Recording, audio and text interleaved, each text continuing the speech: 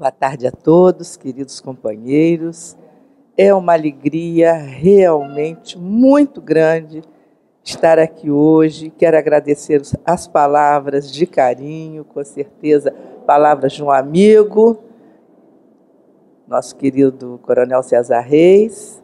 Estou me sentindo em casa porque no meio de tantos amigos queridos.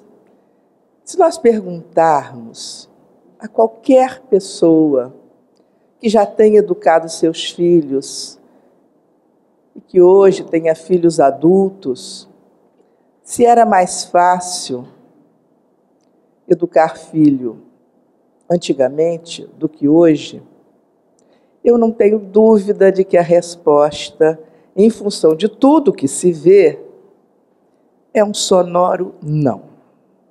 Hoje, tudo que nós vemos com os nossos netos, com os filhos dos nossos amigos, com as crianças, com tudo que a gente lê, é que realmente está cada dia mais difícil educar essa geração que aí está. Mas isso nos torna desafiados, em primeiro lugar, porque se Deus confiou que nós estivéssemos aqui nessa hora, porque temos um papel a representar. E, de uma certa forma, isso também traduz uma certa perplexidade, porque os espíritos amigos estão nos dizendo que estamos chegando para um mundo diferente, estamos começando o alvorecer de uma nova era, e que são espíritos evoluídos que estarão junto conosco. Então, nossa conversa hoje vai ser exatamente sobre esses desafios, sem nenhuma pretensão de esgotar, porque é um assunto extremamente difícil, um assunto extremamente complexo. Nós vamos encontrar, e qualquer educador conhece isso de cor e salteado, e eu estaria aqui, claro, sei que todos conhecem, mas nós vamos encontrar em Santo Agostinho aquela exortação que diz: espíritas, compreendei o grande papel da humanidade. Compreendei que quando se gera um corpo, o espírito que nele reencarna vem do espaço para progredir. Então, há aqui alguma coisa que chama a nossa atenção. É o papel da humanidade. Não é o papel de gente que está em outro plano, não. É o nosso papel, de nós aqui encarnados. De lembrarmos que esse espírito, que quando reencarna, ele vem para progredir. E eu diria que seria interessante que nós tirássemos a palavra espíritos, espíritas, porque ele se dirige aos espíritas. Se está no Evangelho segundo o Espiritismo, no capítulo 14, poderíamos substituir pela palavra pais. Pais, compreendam que quando se gera um corpo, o espírito que nele vem para progredir. Por quê? Quando nós conversamos com os pais, e a nossa tarefa é uma tarefa educacional, vivemos no meio educacional, ainda hoje, nós percebemos que os pais têm uma boa vontade incrível, eles estão lutando para dar o melhor para os filhos. Então, aquele pai que acorda cedo, que vai trabalhar, que de noite faz faculdade, ou que já fez faculdade, que quer fazer uma pós-graduação. A mãe, que a mesma coisa, que trabalha, que quer estudar mais, e que está no seu trabalho tentando cada vez mais se aprimorar. Se nós perguntarmos por que é que você faz isso, ninguém ignora a resposta. É uma resposta linda. O que é que elas dizem? Eu estou fazendo tudo isso porque eu quero dar o melhor para os meus filhos. E aí a gente gostaria de perguntar: o que é o melhor para os filhos? Será que é realmente isso que nós fazemos? De colocarmos as nossas crianças como, muitas vezes, adultos em miniaturas, pessoas mimadas que querem tudo? Então, nós vamos refletir sobre isso e vamos começar lembrando que a família está mudando. Essa formação clássica que até há pouco tempo imperava, diríamos nós assim, década de 50, por exemplo, nós aqui fomos criados, eu creio que a maioria na década de 50, né? Tiveram seus filhos na década de 50, por aí. Então, até, mais ou menos, até essa época, nós tínhamos muito definido essa formação familiar. Pai, mãe, os seus filhos. Hoje, pelos últimos dados do censo, já é minoria essa formação familiar. Longe de nós qualquer juízo de valor. É a dinâmica da vida se fazendo, é a dinâmica da sociedade se fazendo. Então, nós vamos encontrar os mais diferentes arranjos, os mais diferentes tipos de família. Nós vimos, por exemplo, as mães de ontem. Eu gosto muito desse slide, porque, inclusive, eu me lembro disso. Né? Vejam, a alegria da mãe está no tanque. Né? É o produto novo, é o sabão em pó, que também era novidade. Maravilha, você agora tem um sabão em pó que vai te permitir ter essa felicidade toda. Ela está ali sorrindo, feliz. Né? Substituiu lá a barra do sabão português pelo riço. Hoje, ela vai rapidamente jogando a roupa na máquina, porque o que ela quer mesmo é estar no mercado de trabalho. Isso não é novidade, nós sabemos que começa lá atrás, a Revolução Industrial, a ida da mulher para o mercado de trabalho, mas os seus reflexos vão se ver de uma forma muito clara a partir da segunda metade do século passado. Né? Aí sim é que a mulher vai em massa para o mercado de trabalho. E, claro, com consequências. Essas consequências que paulatinamente foram se acumulando em forma de problemas, hoje irrompem com problemas muito graves e muito difíceis. Por quê? Queiramos ou não, os pais são realmente os responsáveis, diante de Deus, pela educação dos filhos. A doutrina espírita diz isso com toda clareza. Nós vamos encontrar em vários pontos da obra kardeciana essa afirmativa. É responsabilidade dos pais. E diz mais, se não for cumprida, eles terão que dar conta. E aí, como fazer isso? Como conciliar essa questão do trabalho, do desejo da mulher de estar no mercado de trabalho, se formar, se sentir útil, dar sua participação na sociedade, com a sua presença no lar. E a gente não pode ter uma ilusão de que quantidade pode ser substituído por qualidade. Qualidade só existe na presença de alguém. Porque se você sai de casa, antes que a sua criança acorde, e quando volta ela está dormindo, que qualidade é essa que você vai poder dar a ela se não tem momentos de encontro? Então, até esse argumento tão falado da quantidade versus qualidade, nós precisamos entender isso. Para você ter qualidade, você tem que ter algum tempo com ela, você tem que estar do lado da criança de alguma forma. E os espíritos também nos alertam para a questão da infância, que temos que aproveitar aquele tempo, por uma série de razões, que nós não poderíamos aqui explicar porque queremos caminhar em outra direção, mas sabemos que são arroladas várias razões, que precisamos trabalhar com aquela criança até os 7 anos, mais ou menos. É o momento em que a criança está mais suscetível de aprendizado. Então, hoje, nós temos algumas características do mundo pós-moderno que nós gostaríamos de citar.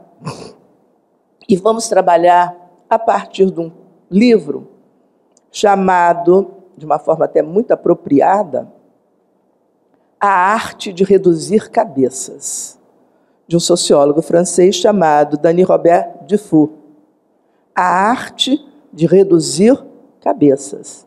E ele vai, através de um belo estudo, mostrar quais são as características do mundo moderno, para depois chegar numa análise de como é que nós estamos criando pessoas que estão cada vez mais incapazes de pensar, de decidir, de refletir. Então, gostaria de lembrar alguns pontos baseados no Denis Robert Dufour. Então, ele diz, por exemplo, essa imagem, eu trago algumas imagens, porque creio que elas vão falar mais do que algumas palavras. A imagem é muito sintomática. A criança muito jovem, muito pequenininha, já está no supermercado, copiando, imitando o comportamento do adulto, muito feliz, porque ela está comprando. E aí o Dufour vai listar a primeira característica, que é o reinado do dinheiro. A mercadoria como valor supremo. Então, quando você faz aquela pergunta à mãe e ao pai, por que é que você estuda tanto, por que é que você trabalha tanto? É porque ele quer ganhar dinheiro. Ele quer ganhar dinheiro. Porque o dinheiro é que realmente vai trazer a felicidade. Na hora que ele puder comprar tudo, ele vai ter essa criança feliz. E o oposto disso, na cabeça dessas pessoas, na cabeça desses pais, que, diga-se de passagem, tem toda uma manipulação por trás, é toda uma ideologia por trás que sustenta isso, que faz a gente acreditar que para ser feliz tem que ter dinheiro. Você não consegue ser feliz na simplicidade. E aí a gente já vai começando a apontar os nossos movimentos contrários. O nosso movimento espírita, sobretudo, nós como educadores espíritas, temos que trabalhar o contrário disso. Mostrar que se pode ser feliz, sim, com muito pouca coisa. Tivemos outro dia a alegria de saber de uma psicanalista que, me encontrando, ela disse: você escreveu um artigo sobre o Natal que eu fiz questão de copiar e entregar para cada paciente meu, espírito ou não. E aí eu parei para me lembrar do que era, ela me ajudou a lembrar, que nós dizíamos: aproveite o dia de Natal e faça um dia diferente. Vá brincar com seu filho, vá para a rua, vá para o jardim, vá para a praia, vá para o campo. Vai jogar com ele aquilo que ele ganhou. Dedique-se realmente a fazer um Natal diferente. Então, nós sabemos que a vida pode ser muito diferente. Nós que vivemos numa época em que as casas eram muito simples, onde as coisas que nós tínhamos para viver nos bastavam. E o que contava era aquela casa cheia, a casa com o pai, com a mãe, que sentava à mesa junto para jantar, que muitas vezes conseguia até almoçar junto, a maioria da família, e que a gente ficava do lado de fora brincando, sabendo que todos os vizinhos tomavam conta, ajudavam, porque todo mundo era filho de todo mundo ali, naquela roda. As coisas eram muito simples. Mas hoje a criança, manipulada do jeito que é, ela sente uma necessidade absurda de cada dia querer outra coisa, porque nós vamos ver, através de um vídeo, como isso se dá. Não podemos nos esquecer as palavras de Jesus, né? Teu tesouro estará onde estiver o teu coração. Eu gostaria de trabalhar na Disney, ser rainha do mundo e eu queria ter dinheiro. Eu queria nunca morrer e o mundo pra mim. Pra eu gastar dinheiro. Em quê? Em roupa, sandália, sapatinho, bota. E quando você vai no shopping e você quer alguma coisa? Aí eu tenho que implorar e fazer olhinho. Ainda, por favor. Olha, na medida do possível a gente tenta comprar, mas nem tudo que eles querem dá pra gente estar dando naquele exato momento. Será que é justo a gente culpar esses pais? e ainda piorar a vida deles e ter uma indústria bilionária bombardeando a cabeça dos filhos deles, dizendo: peçam para os seus pais, queiram isso, queiram isso. O Lucas precisa de roupas. Não. O Lucas precisa de tênis. Não. O Lucas precisa de todas as roupas e tênis da Renner. É colocar um pouco a criança contra os próprios pais, como se os pais fossem aqueles que negassem o desejo. Esse estímulo desenfreado aos desejos acaba colocando os pais sempre como vilões. Acho que nós já não temos mais aquele... Não sei se é paciência ou é esse lance de eu não tenho tempo, eu preciso ganhar dinheiro, eu preciso trabalhar. Acabamos fazendo o quê? Eu te dou tudo pra você meio que, não me enche meu saco, eu trabalhei até agora, eu tô cansada, eu preciso dormir. Então é mais cômodo, ou você empurra pra empregada, deixa a empregada, né? Olha, faz isso pra mim. Quando que deveria ser uma coisa que nós deveríamos fazer? O objetivo era, porque nós temos as nossas filhas, porque o condomínio que a gente mora já não é mais um condomínio legal, esse bairro não tá legal, é pra proporcionar isso.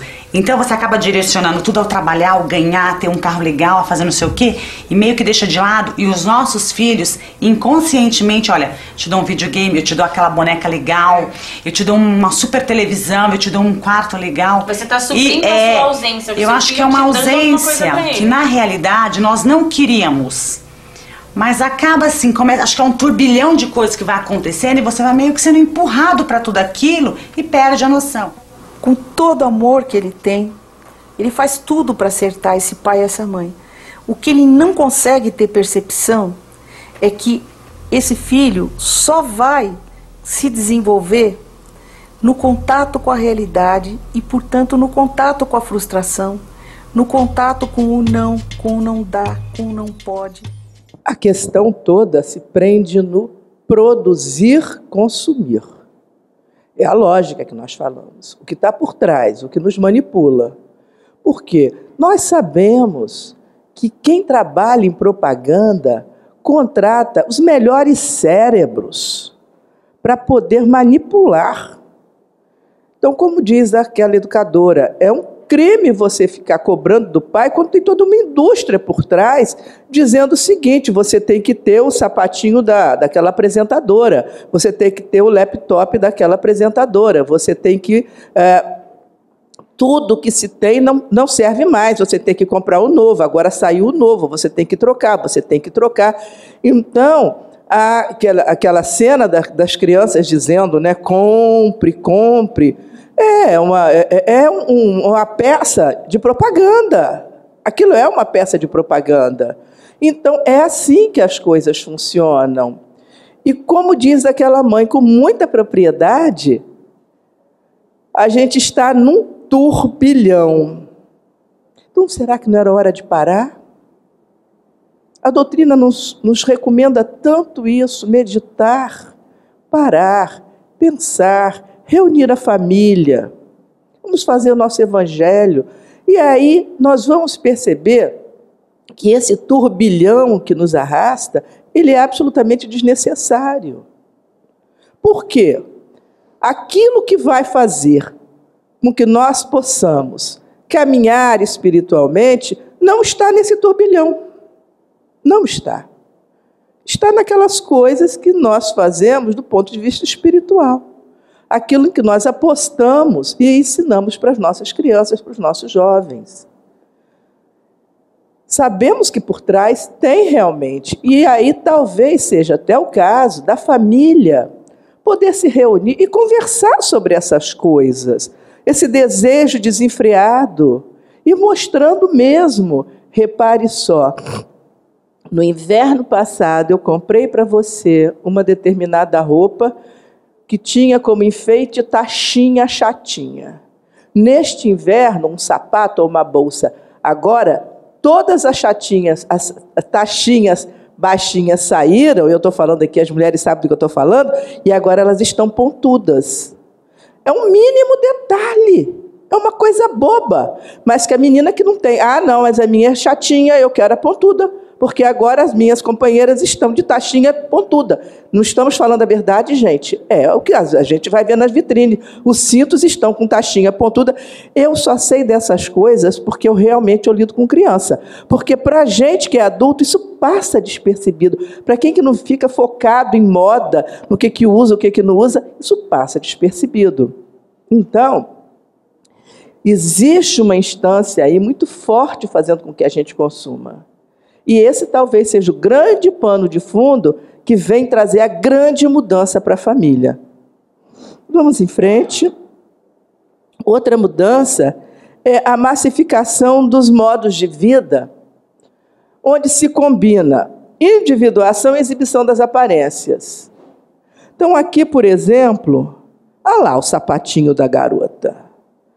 Aquele sapatinho é o status. Aquele sapatinho é o que faz com que ela seja diferente na massa. Quer dizer, ela é igual a todo mundo porque ela está na moda, mas ela tem que ter algo que a destaque.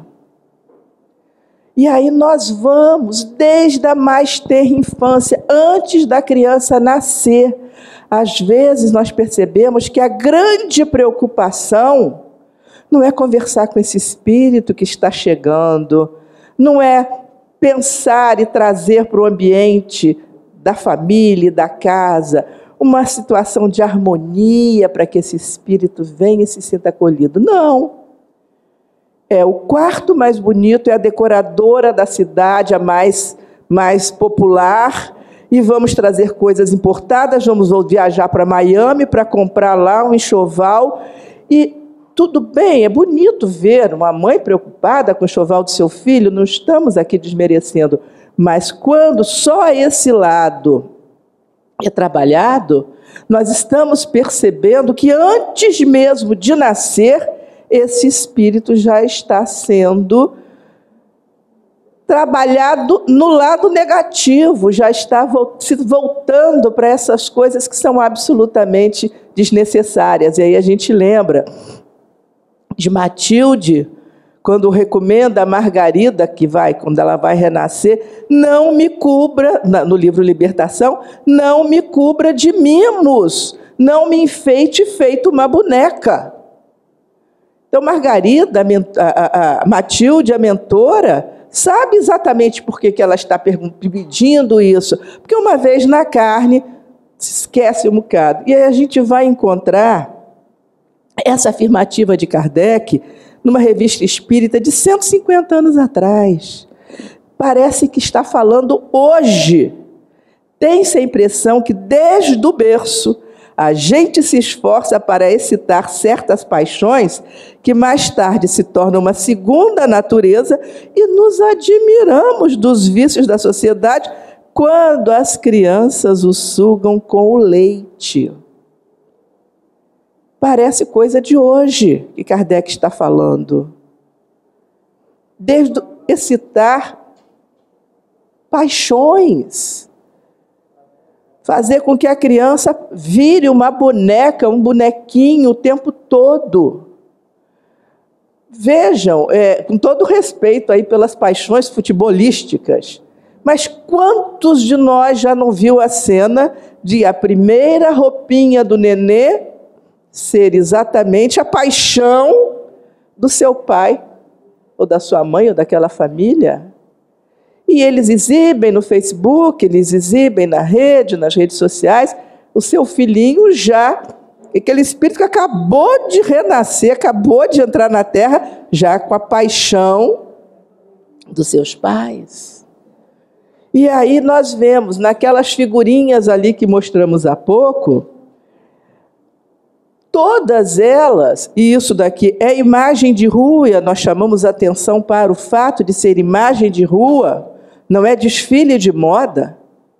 Realmente, essa criança não comprou essa roupa, foram os pais que compraram. Essa necessidade de mostrar, essa necessidade de exibição, essa necessidade de se mostrar pela aparência. E às vezes é uma criança que faz birra, é uma criança que não come, é uma criança que não respeita, mas não importa, nós estamos enfeitando lá de fora. Isso é muito sério, Porque a gente só renasce para progredir. É uma chance maravilhosa que nós temos de caminhar espiritualmente e precisamos que os nossos pais façam isso por nós. Outro aspecto que o nosso sociólogo mostra é a sucessiva transformação da cultura. Então, hoje nós vemos, por exemplo, aquelas crianças que no passado se reuniam para brincar de roda, de pique, pular corda, ou os meninos jogar bolinha, bola de gude, empinar o papagaio. Hoje eles estão reunidos sim, mas cada um no seu mundinho, cada um com seu tablet, com seu smartphone, com o seu computador, e eles estão ali vivenciando. Não, como eu costumo dizer, volto a dizer, não é uma crítica, é a realidade, e é uma realidade que nos parece sem volta. Por quê? Toda uma indústria milionária, bilionária por trás disso, fazendo com que a gente adquira. Então, nós somos o tempo todo bombardeados com essas coisas.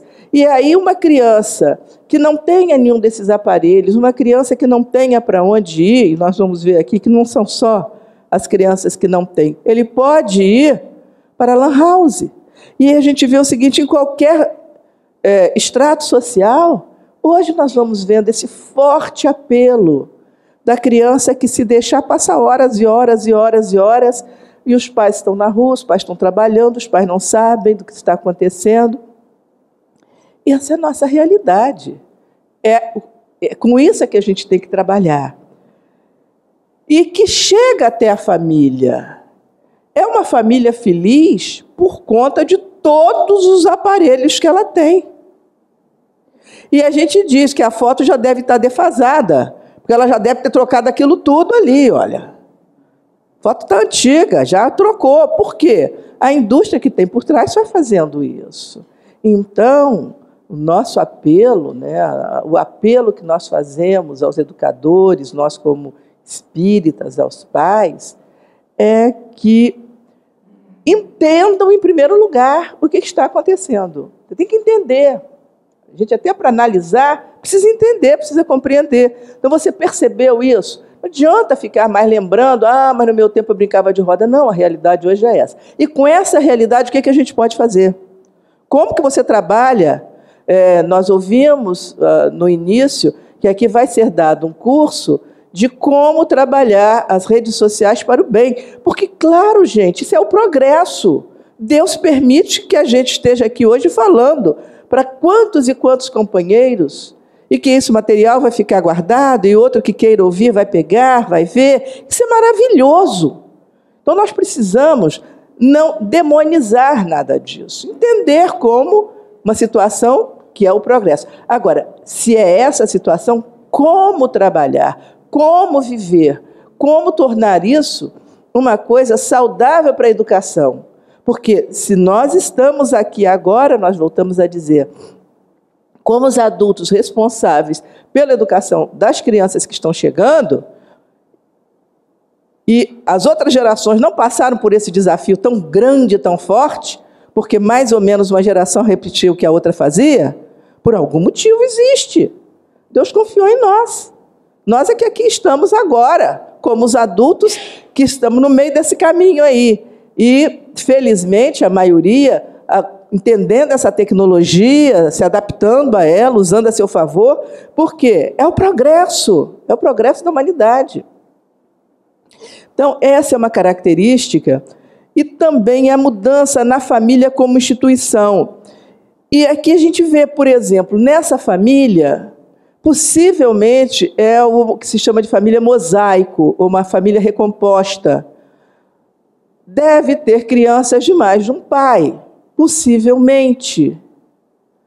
Nós temos famílias hoje, no Brasil, segundo o último censo, o censo de 2010, quase 40% dos lares brasileiros, 37,5%, é chefiado por mulheres. E sabemos da importância da figura paterna. Mas é a nossa realidade, é com isso que a gente está lidando. Então, aquela educadora, aquele educador tem que saber isso. Que, olha, quase 40% não tem figura paterna. É a mulher sozinha. Muitas vezes ela é a mãe com a avó. É essa a nossa realidade. Nós temos famílias em que são as chamadas monoparentais. Às vezes é só o pai, coisa inconcebível. Há 50 anos atrás, eu não sei se eu estou exagerando, mas eu acho que 50 anos atrás, com raríssimas exceções, alguém que ficou viúvo e que numa situação extrema que ninguém conseguiu trazer as crianças para a família, porque numa situação de viuvez há uns 50 anos atrás, o que se tinha? Se tinha criança, os avós iam cuidar, algum tio, alguém tomava conta. Hoje não. Hoje nós temos famílias constituídas única e exclusivamente pelo pai, outras pela mãe. E temos essas famílias alongadas, essas famílias em que tem mais de uma geração. A grande questão que se coloca aqui é quem é que educa? Por quê? Quando nós vamos encontrar na obra espírita responsabilidade dos pais, a educação dos filhos, o progresso espiritual dos filhos, nessas situações, que são as verdadeiras, são as que estão aí, quem é que educa? É o avô? É ele que vai ser cobrado se não foi? Se aquele espírito não andou bem? É o marido da esposa, segundo, terceiro marido dela? São coisas que precisamos refletir, não temos a resposta. Sabemos o que está lá na doutrina, são os pais os responsáveis. Mas com esses todos os arranjos, como é que isso fica? É a nossa realidade, é o mundo de hoje, é o mundo que nós estamos vivendo. Existe hoje uma coisa que é um fenômeno muito próprio de algumas sociedades e não de outras. Nós conhecemos um livro que fala da educação na França e dizendo que criança francesa não faz birra, né? Criança francesa não se joga no chão, porque eles têm uma outra forma de educar.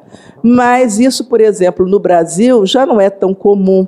E o que nós estamos vendo hoje é uma dificuldade absurda dos pais imporem limites às crianças. Impor limites é ensinar valores, é ajudar o espírito. Então, eu gostaria que os senhores vissem, por exemplo, essa imagem. Essa imagem foi parar na internet. Não foram as crianças que colocaram. Quem colocou a imagem? Foi quem achou muito engraçadinho, que correu para fotografar e foi compartilhar. Isso corre mundo, essa imagem está lá para quem quiser. É uma imagem muito comum na internet, tem várias dela. Existe, segundo Dufour, e não é só ele que fala, e aí nós vamos lembrar de outros, por exemplo, o Lebrun, que é um psicanalista francês, que diz que nós realmente estamos criando um fosso geracional muito grande. Por quê? Os pais estão tendo muita dificuldade de se colocarem como a geração acima responsável pela educação dos filhos. E os motivos são vários. Então, aqui, por exemplo, nós vamos ver. Até alguns anos atrás, no primeiro dia de aula, a criança ia chorando e tal. E hoje, essa cena aqui é o que está imperando em muitas escolas, de crianças muito mimadas. Não chora, mamãe. Ela vai feliz.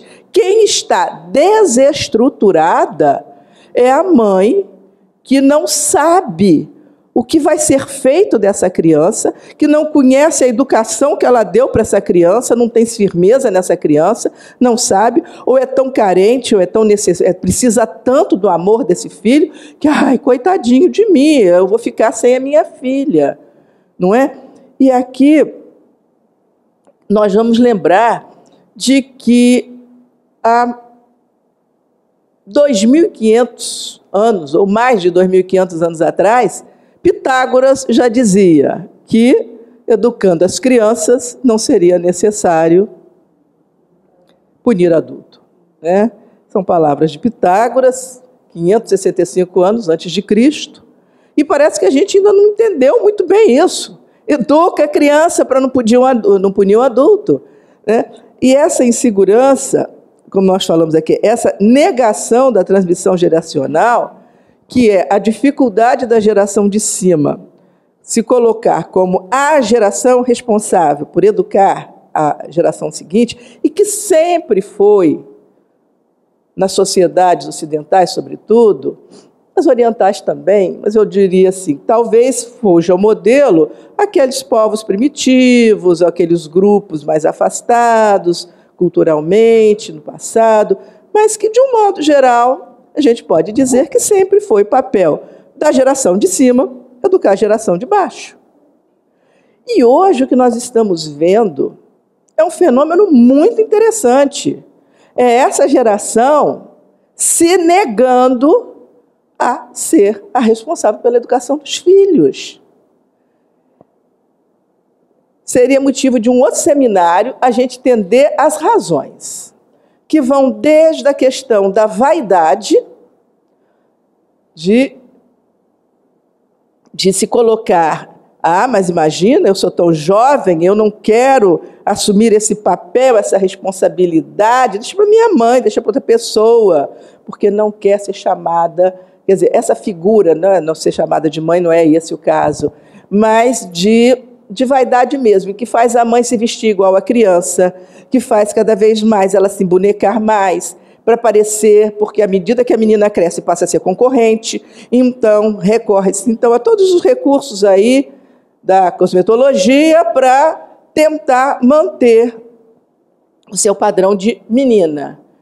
Há pais que realmente, porque estão tão envolvidos com outras coisas, estão tão estressados que dizem, mas eu não tenho paciência para chegar em casa depois de um dia de trabalho e ainda ter que ficar educando filho.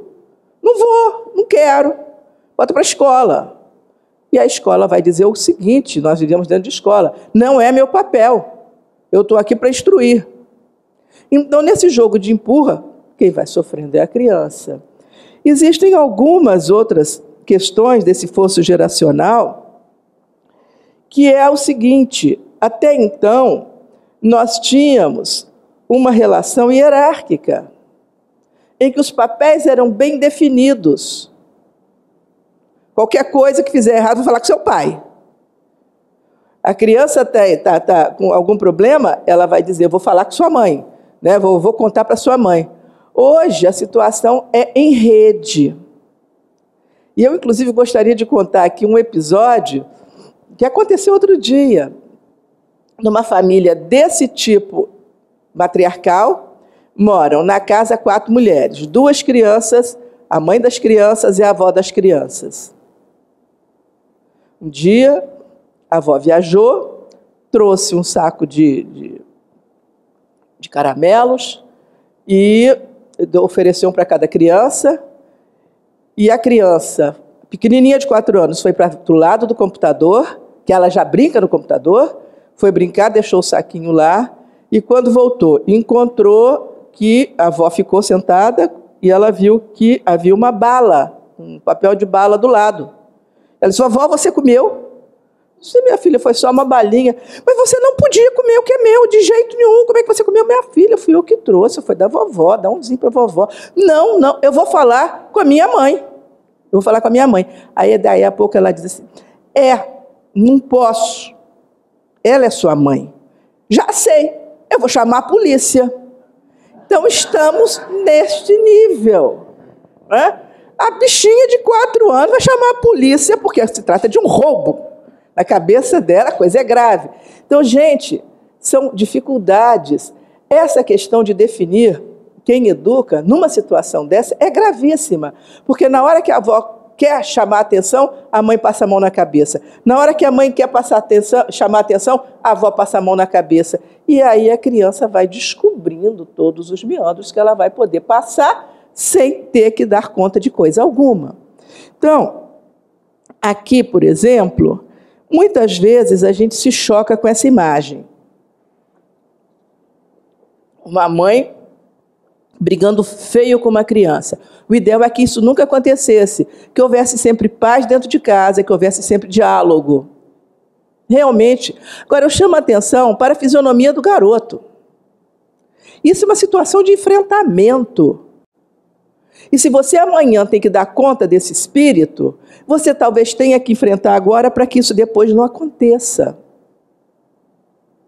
Porque esse só chegou a essa situação porque faltou lá na frente. Então precisamos ter coragem de lembrar sempre disso. A missão dos pais é trabalhar o espírito dos filhos, fazer desenvolver. Serão cobrados se isso não acontecer. Serão cobrados. Então é estressante? É.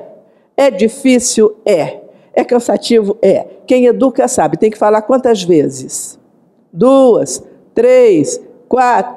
É infinito. Por quê? A criança é guiada pelo princípio do prazer. Nós sabemos disso. Freud colocou isso muito bem.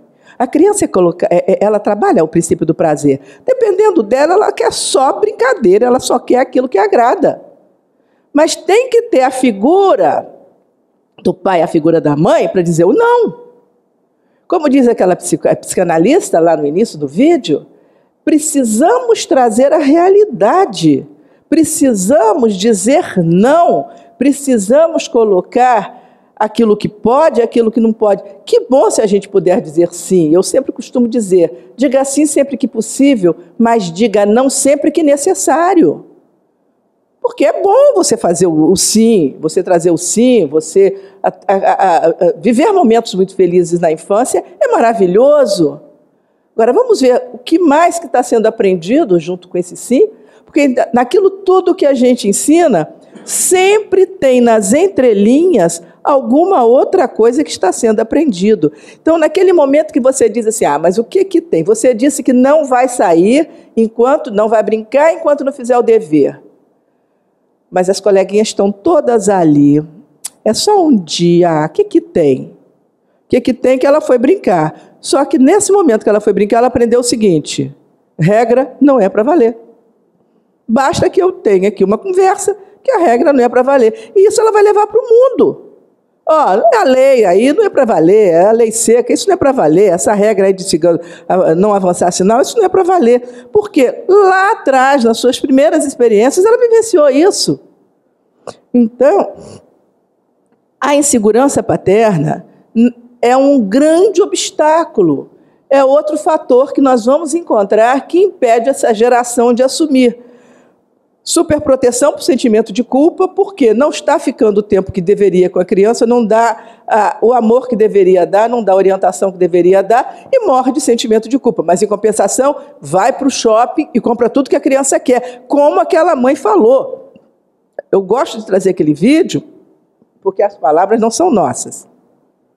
É a mãe que diz, a gente acaba comprando tudo, dou um videogame, dou um brinquedo, dou tudo, por quê? Sentimento de culpa. A gente está no turbilhão. Então, o que precisa? É parar o turbilhão. Entender esse turbilhão. Se posicionar como espírito. Porque na hora que sair da Terra, nada disso vai levar e nada disso vai contar. Outro fator é o desejo de contrapor-se à educação recebida. E isso é muito conhecido também. Aquela filha que diz para a mãe, Deus me livre de seguir o seu modelo. Não segue, e quando os filhos estão adultos, que vão fazer, segundo aquilo que Kardec diz, né? Não se surpreender, ela aí vai se arrepender. Mas aí já é tarde. É muito comum o arrependimento. Meu Deus, por que eu fui por outro caminho? Por que eu não fiz aquilo que minha mãe fazia? E aí vai tentar, mas aí já é muito tarde. E outra coisa é a dificuldade de lidar com situações do mundo moderno. Essa é uma limitação que nós estamos vendo e, graças a Deus, penso eu, que cada dia está sendo superada, mas são as dificuldades que as famílias têm de lidar com essa situação. A criança tem grande facilidade no manuseio, dos aparelhos. E aí ela faz a seguinte cena. Chega com o aparelho e diz, ai, pelo amor de Deus, arruma isso aqui para mim, que eu não sei nem olhar. Ela não sabe o que ela está dizendo. O que ela está dizendo é o seguinte, estou abdicando do meu papel, da geração acima da sua, para fazer aquilo que eu deveria fazer. Não vai ler o manual, não vai ver, não vai estudar. Agora há pouco, eu e a equipe lá de trás aprendemos uma coisa com o Coronel César Reis, aqui no nosso computador. Queríamos fechar a tela, ele vem e diz, olha, aperta aqui. Por quê? Porque ele não é esse adulto que diz, vem cá, Ângelo, vem cá, meu filho, resolve isso aqui para mim. Não, ele não disse isso. Tem uma tecnologia nova? Alguém vem aqui e me ensina? Eu vou aprender. Ou aprendo sozinho. Possivelmente você aprendeu sozinho. Né? A gente aprende. A gente vai lá. A gente não vai se colocar nessa posição de que o meu filho sabe tudo. E o que é pior, as pessoas que sabem que as crianças sabem muito dessa tecnologia, esquecem que são espíritos que possivelmente já viveram, então reencarnam, já viveram essa tecnologia, ou no plano espiritual, ou aqui na Terra mesmo, se reencarnarem em pouco espaço de tempo, eles já vivenciaram isso, e aí diz, são espíritos evoluídos, porque sabe mexer lá no smartphone, sabe baixar um aplicativo que eu não sei. E o que tem de pior nisso é a leitura que a criança faz. Se não sabe isso, não sabe nada. E quem é você para me mandar? É sério. É sério. Por quê? Se essa figura se coloca tão de joelhos diante da criança que conhece uma tecnologia, ele perde por completo o seu papel de autoridade junto a essa criança. E, na verdade, ele só não sabe isso. Ele tem todo o direito de não saber. É importante que a gente diga isso. Ele tem todo o direito de não saber. Não quero aprender. Já aprendi muita coisa na vida, já criei meus filhos, tem uma secretária que faz isso para mim. Enfim, não quero. Não quero aprender. Porém, o fato dele não manipular nenhum desses aparelhos não autoriza nenhum filho a tirar dele a autoridade, porque ele vai mostrar para o filho o seguinte, eu só não sei isso, mas eu sei tanta coisa, eu sei tanto do mundo, eu sei tanto da vida, e que você pode contar comigo, que eu vou te ensinar, que é esse o papel das cabecinhas brancas. Existe uma pesquisa de um professor da UERJ, Dario de Souza, em que ele diz o seguinte, ele foi para Acari, fez umas entrevistas com meninos que foram para o crime, que se transformaram em aviãozinho, e entrevistou sobre várias coisas e perguntou, inclusive, sobre a estrutura familiar. E fez também um grupo de controle, um outro grupo de crianças que estavam vivendo na mesma situação, no mesmo local, vítima das mesmas dificuldades financeiras, familiares, e que não foram, não se tornaram aviãozinho. E aí o professor vai buscar saber o que é que diferenciava os dois grupos. E o que ele encontra é lindo. Os meninos dizem, por que você não foi? Quando ele pergunta, eu não fui porque eu não queria decepcionar minha avó. Eu não fui porque eu não queria decepcionar minha mãe. Ela luta tanto. Não queria dar esse desgosto a ela. Então, as cabecinhas brancas, os irmãos mais velhos, as irmãs mais velhas, a própria mãe, são essas figuras representativas, são chamadas os outros significantes, em psicologia se dá esse nome, que têm um poder extraordinário sobre a formação moral da criança. E a gente precisa lembrar disso. Outra característica que o Dufour nos assinala é o presente eterno para todos. A frase de ordem é, eu quero ser feliz, eu não quero esquentar minha cabeça, eu quero ser feliz. A vida está aqui para ser aproveitada, eu quero aproveitar a vida. Então, nós estamos vendo gerações que estão deixando seus filhos, largando para lá para viajar, para aproveitar, para ir para a festa. Ah, não, a sua geração se sacrificou muito, a nossa não. A gente aqui quer aproveitar a vida. E aí a gente vê, por exemplo, a felicidade é a roupa de grife. A felicidade é o carrão novo que o pai dá para o menino. Ou a felicidade é a própria família que vai para o shopping e que volta carregada. Esse dia foi um dia feliz, porque todo mundo comprou muito, todo mundo se encheu por fora, se adernou por fora, né? se enfeitou por fora, se preencheu. Há estudos hoje que falam da necessidade que nós temos dos nossos preenchimentos. Por que nós estamos tanto, nós mulheres, correndo atrás de preenchimentos? Porque precisamos dos preenchimentos materiais. Aqui, né? Os preenchimentos materiais, porque talvez estejamos sentindo falta de um outro tipo de preenchimento. Olha como é que nós chegamos a isso. Nós vamos fazer uma análise relativamente rápida de um tema muito complexo. Mas lembraríamos que a TV e as tecnologias de informação e comunicação tiveram um papel preponderante nisso. Por quê?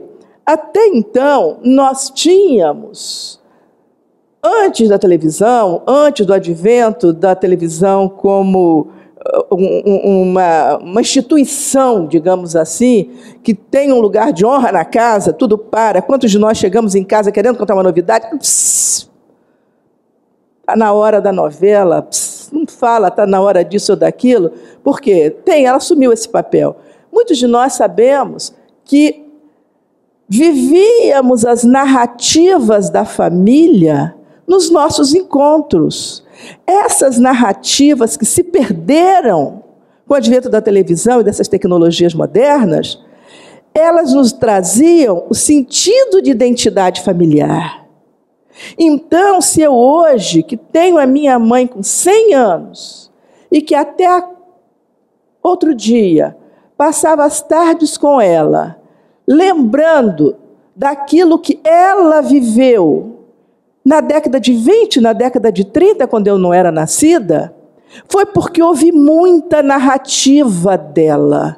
E eu hoje sou capaz de trazer na sua velhice essa alegria, porque tenho posse desse material que ela, de uma forma muito generosa, e o meu pai também, dividiu conosco.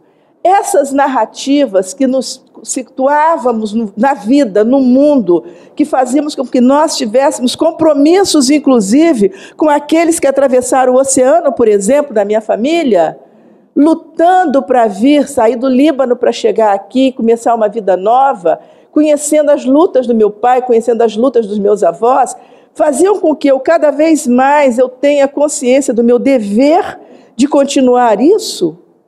Hoje se perde. Por quê?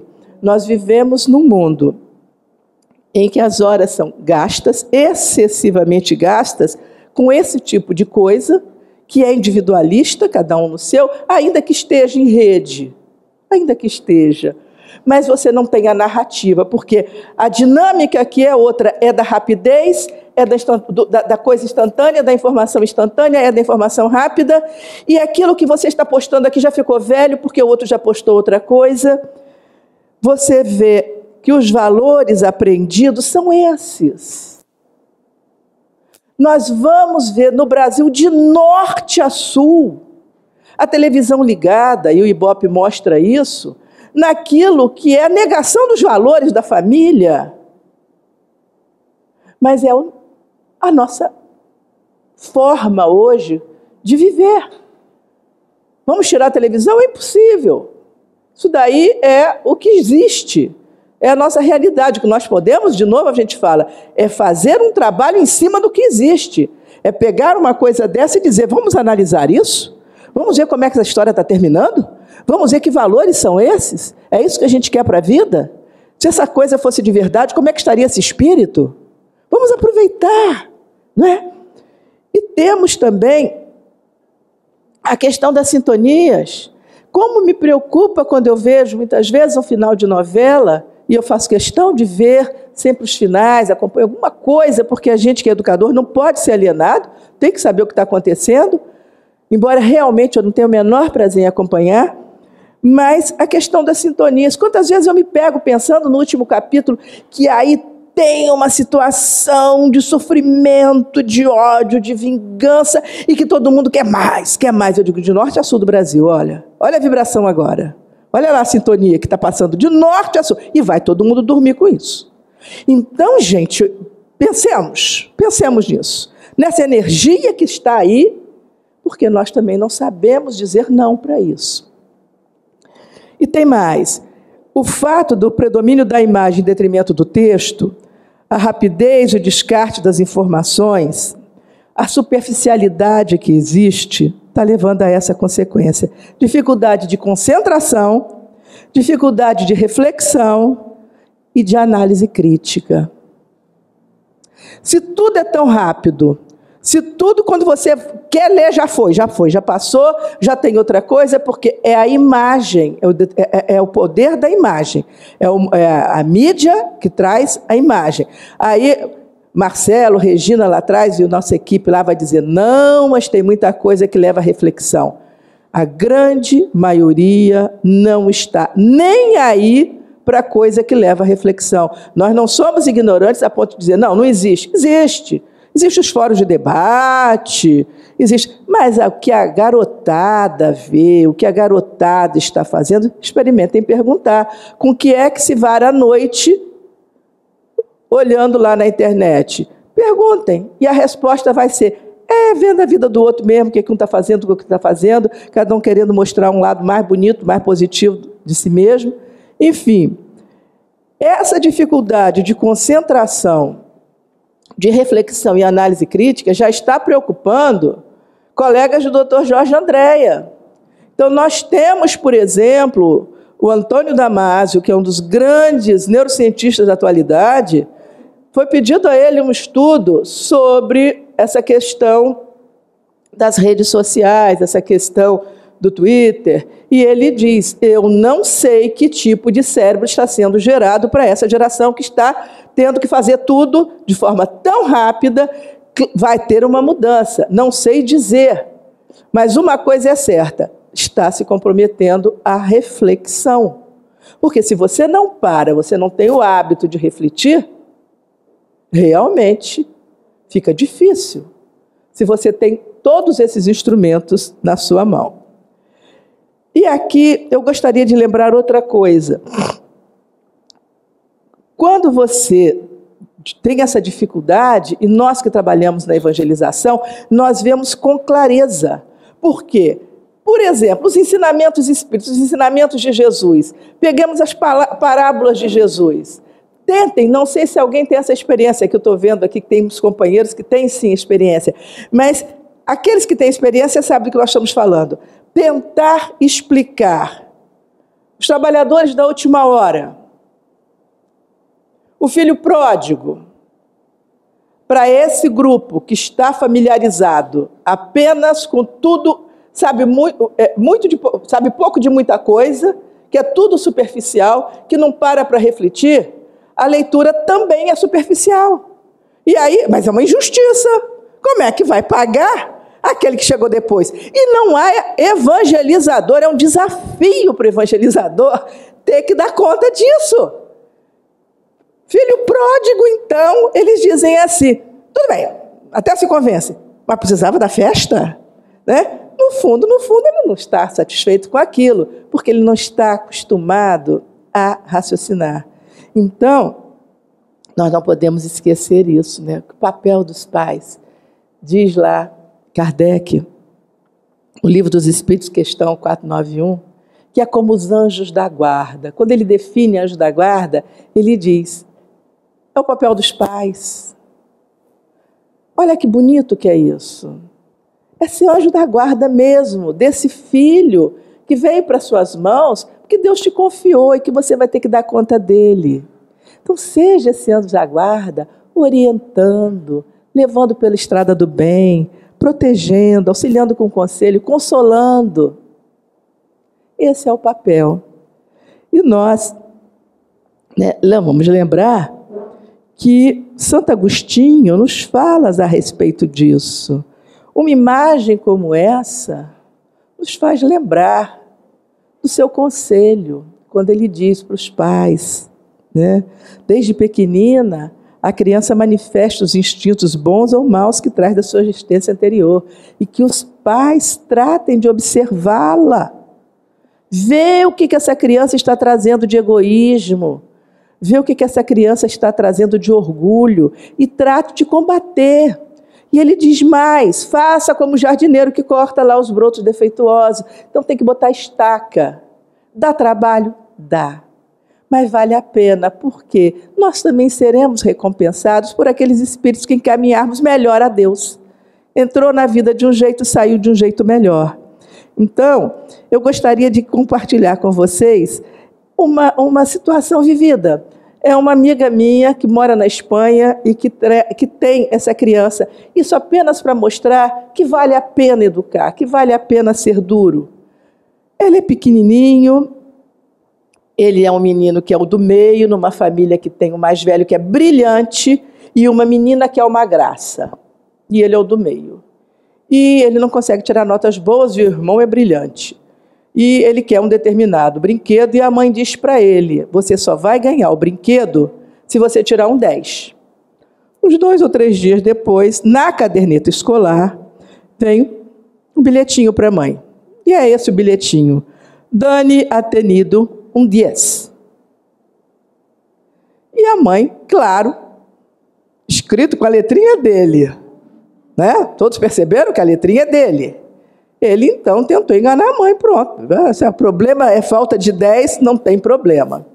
E a mãe foi muito dura com ele.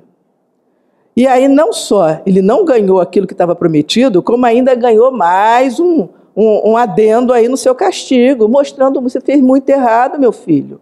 Isso aqui você que pegou a cadernetinha, você que foi lá, escreveu com sua mãozinha. E ele ficou muito triste, muito magoado, foi para o castigo e tal, cumpriu tudo que tinha que cumprir. E 2 meses depois, ele chega para a mãe com este bilhetinho.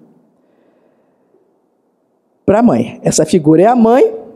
E ele diz: Mama, eres la mejor mama que he tenido.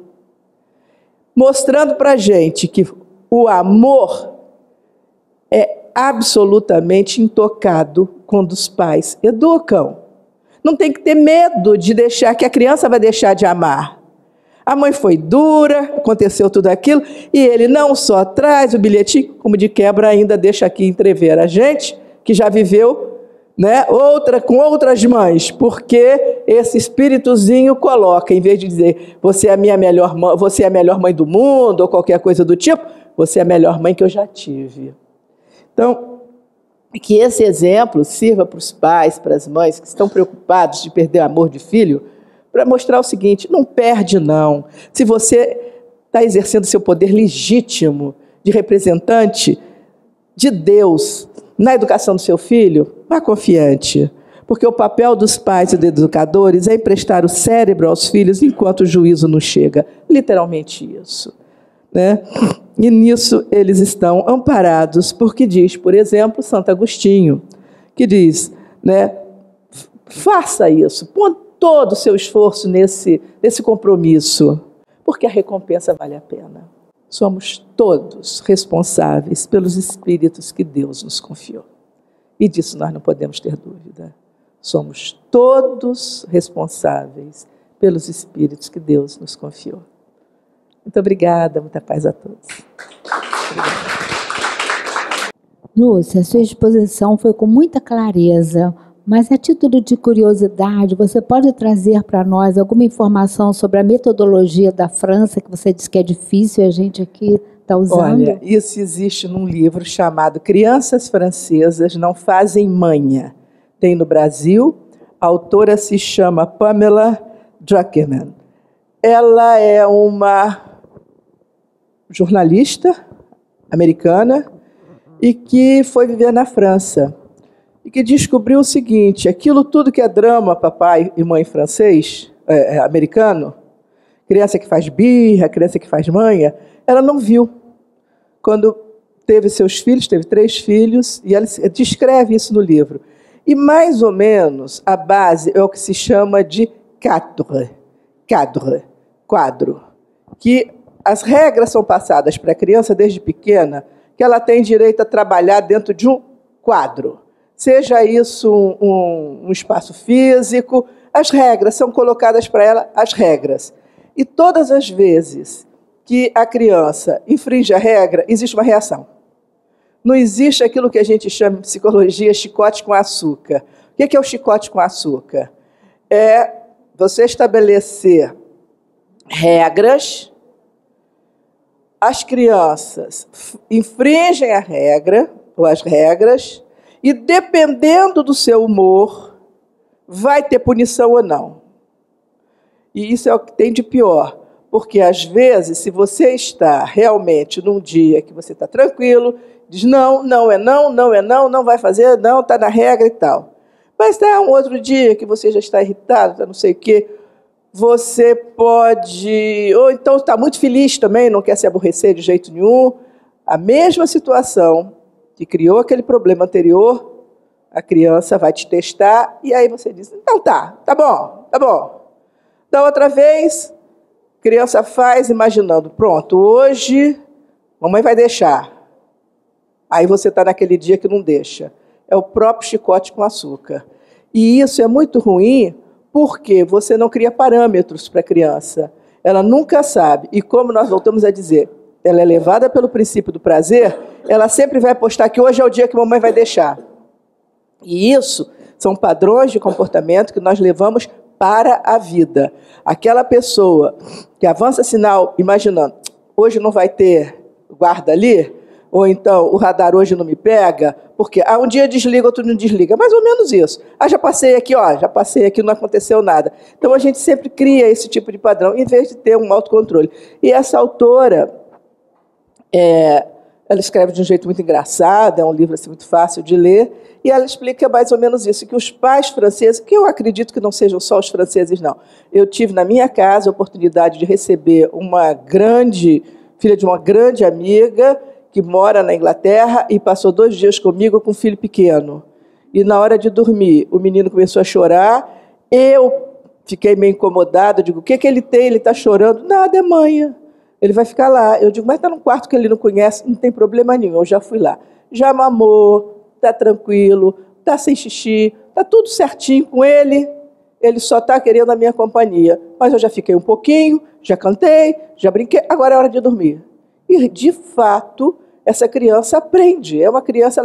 Nossa educação lá na Inglaterra é muito desse tipo. Então, eu penso... E aqui também, aquele caso que eu contei é da Espanha. Aquelas crianças realmente são tratadas daquele jeito. Não é desamor, mas é simplesmente, talvez, um modelo muito parecido com o que a gente foi educado.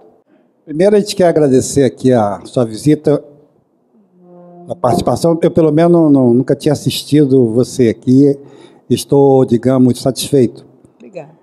Desculpe o transtorno, mas eu vou procurar pedir a você um aprofundamento da questão.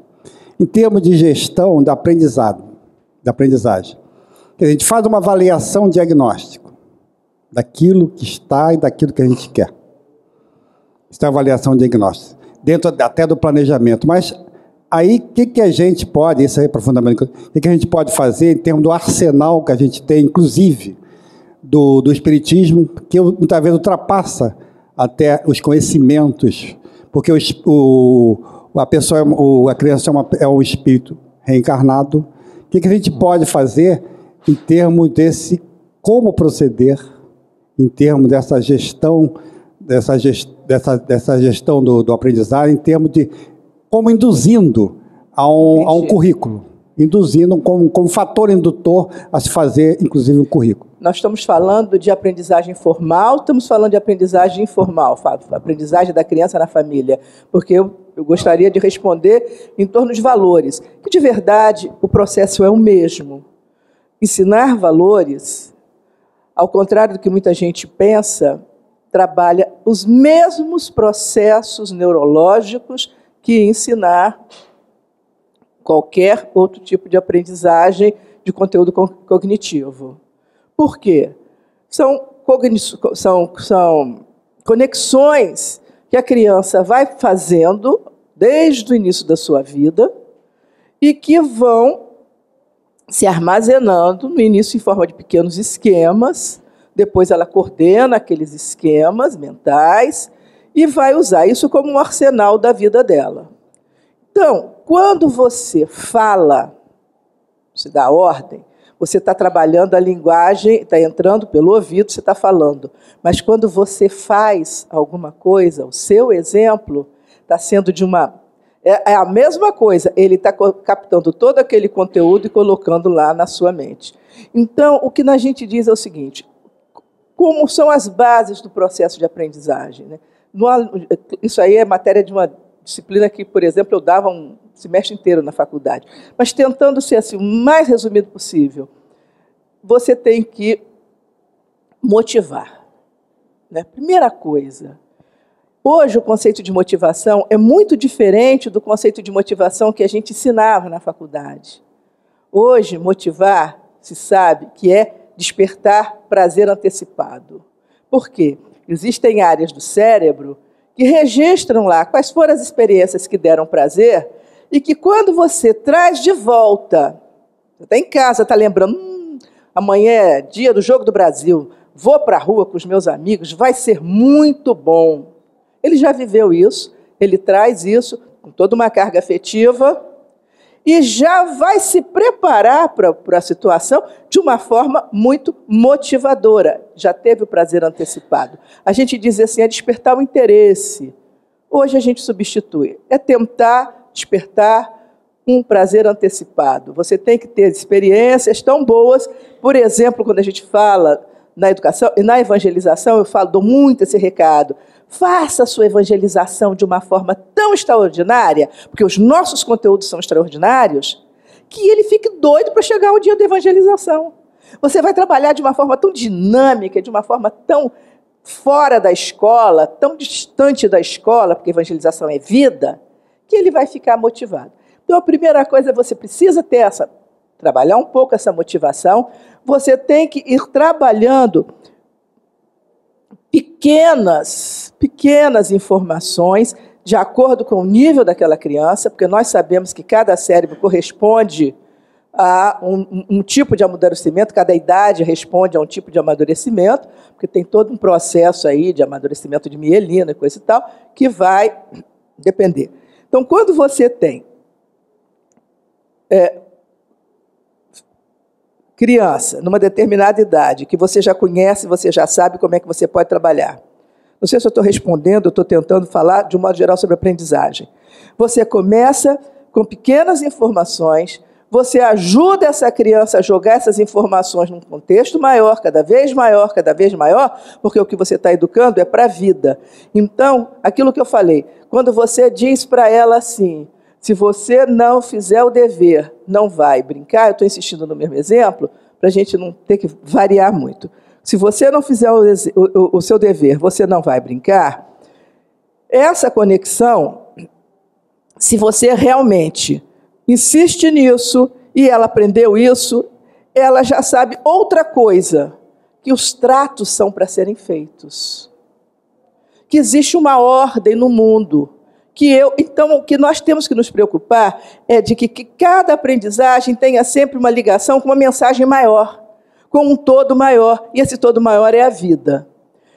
Exemplos, repetições, diferentes linguagens. É fundamental que a gente trabalhe com diferentes linguagens. Então, quando você, como pai, conta uma história, quando você, como pai, como mãe, assiste um filme, e vamos tirar a lição daquele filme, o filme é magnífico, um filme extraordinário, traz uma bela lição de vida. Quando você vê um vídeo, quando você vê um PowerPoint, você está lá na internet, quando você vê hoje, por exemplo, no dia de hoje, que você abre lá nas redes sociais toda uma manifestação da população brasileira em relação a esses movimentos que estão acontecendo, eu estou usando diferentes linguagens para chegar naquilo que eu quero. Então, eu não posso perder o foco, eu tenho que saber. E quem educa sabe como é que é. É muito mais fácil do que falar. Eu estou falando, parece que é uma coisa complexa, mas, por exemplo, no intervalo nós tivemos a oportunidade de trocar 2 ou 3 palavrinhas com o Dr. Jorge André, que me contou o quê? Fui pai de 5 filhos, de 9 filhos, e hoje eles estão todos formados, sem problema. Por quê? A prática é essa. Em cada situação de vida, você tem a norma, o que eu quero te ensinar? Eu quero te ensinar a ser bom, eu quero te ensinar a ser honesto, eu quero te ensinar a ser capaz, eu quero te ensinar a determinação, a correr atrás do que você quer. Eu quero evitar que você seja uma pessoa promíscua, eu quero evitar... Aí eu relaciono tudo aquilo em todas as situações de vida. Então, trazer o conhecimento, falar mesmo, trazer informação, usar diferentes meios de informação, diferentes linguagens, aproveitar todas as oportunidades. Você precisa repetir, repetir, repetir. Essas são em base, assim, e generalizar, sempre que possível, generalizar para a vida.